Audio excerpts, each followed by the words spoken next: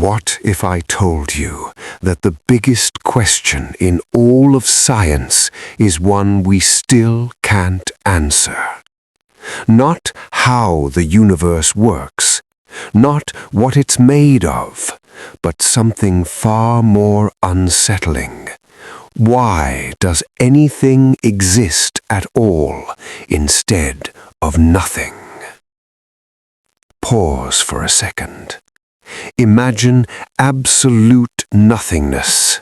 No space, no time, no particles, no laws of physics, not even darkness, because darkness is still something.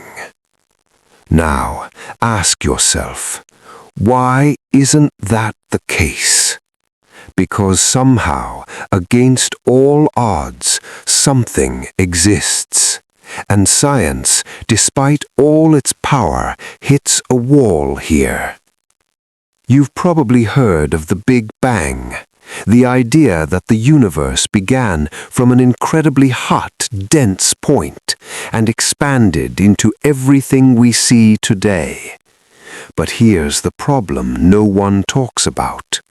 The Big Bang explains how the universe evolved, not why it existed in the first place.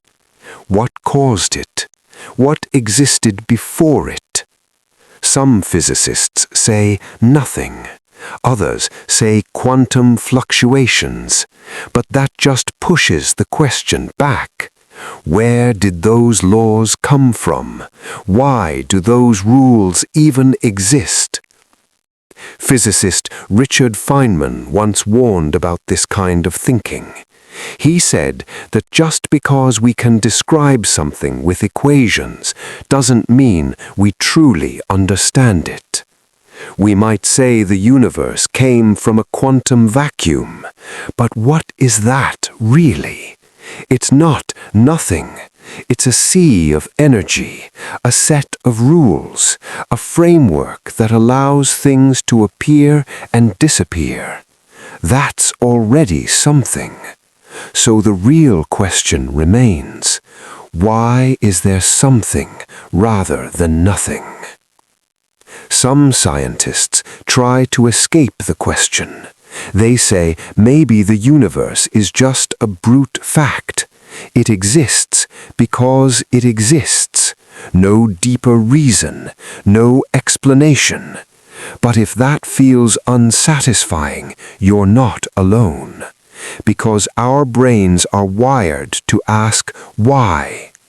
Every answer leads to another question, and eventually you reach the edge. Others propose the idea of a multiverse, an infinite number of universes, each with different laws of physics. Maybe we exist in this one simply because it allows life. But again, why does the multiverse exist? Why are there any laws at all? Then there's the strangest idea of all.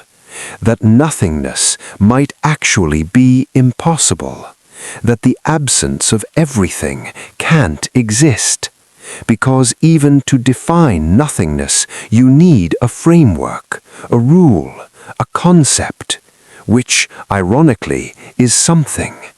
So maybe existence isn't a mystery. Maybe non-existence is. Let that sink in. We spend our lives assuming that nothingness is the default. But what if it's not?